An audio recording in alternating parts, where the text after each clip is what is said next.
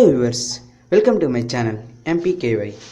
Now we are seeing about how to make the loosen micro USB cable to tight.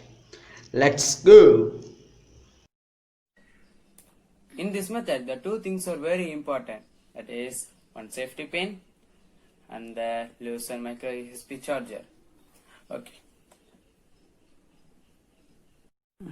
Now we are going to this method. Take the safety pin in the back side of the micro USB. Insert the safety pin on one hole and put it like this way and lightly tin that like this, like on another hole like this, like yeah, like this. Okay, that's all. That's all.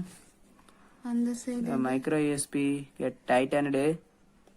Okay, see, like that. Now the micro USB. Now the micro USB get tight. If you are like my video, please subscribe, like and share my video. Okay, bye.